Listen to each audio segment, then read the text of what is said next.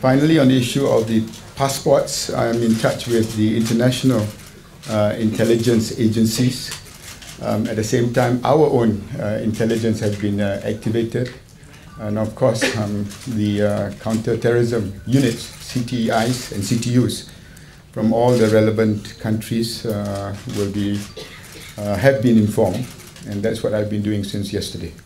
That's Malaysia's transport minister speaking on news that 2 of the passengers on flight Malaysian Airlines 370 were traveling on stolen passports. I'm Deborah Khan. Joining me now by telephone is Steve Vickers. He's the CEO of Vickers and Associates, which is a security consulting company. He joins us now from Malaysia by telephone. Okay, Steve, 2 people, an Austrian and Italian, were on the passenger list, but not actually on the flight. Both of them had their passports stolen in Thailand previously. So is this a coincidence, or is there a bit more to this? Well, obviously it's very worrying when there are 2 people on the flight and we have no idea who they are. So yes, I mean that is in this murky case, it's the only one of the few significant breakthroughs, I think, that have appeared so far. Okay, what do we know about the stolen passport trade in Asia?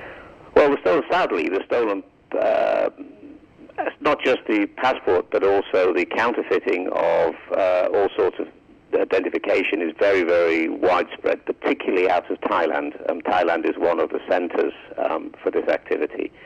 So it's pretty easy to pick up a stolen or counterfeit passport. In this case, it would appear that the documents were genuine, but the people traveling on them were other than the persons to whom it was issued. Okay, so how widespread is this practice? I mean, you know, can we assume that every day we travel, there may be people traveling on stolen or fake documents? No, I would say it's highly unusual for this to occur, and clearly in the long term, and anybody with 20/20 hindsight can point fingers, but I think in the longer term, people will be looking at how these people get through immigration counters. Okay, and you mentioned Thailand. Just tell us a little bit about how easy it is to get a forged document, or a passport for that matter, in Thailand. Regrettably, in Bangkok, it's quite open. There are various streets in which one can. I've written about it myself previously, and there was a fairly significant article in the Bangkok Post where basically almost any kind of fraudulent document can be obtained. Everything from airline staff identification cards to U.S. driving licenses.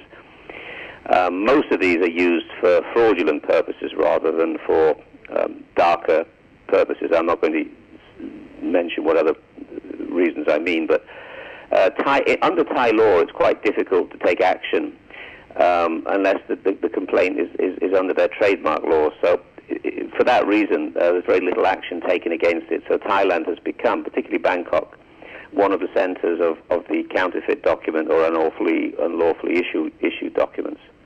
Okay, and take us through the security in Kuala Lumpur, for example. I mean, is this airport known to follow strict protocol? Well, I'm not in a position to understand what happened on this occasion, but I've found KL to be a pretty well-run airport, fairly professionally operating.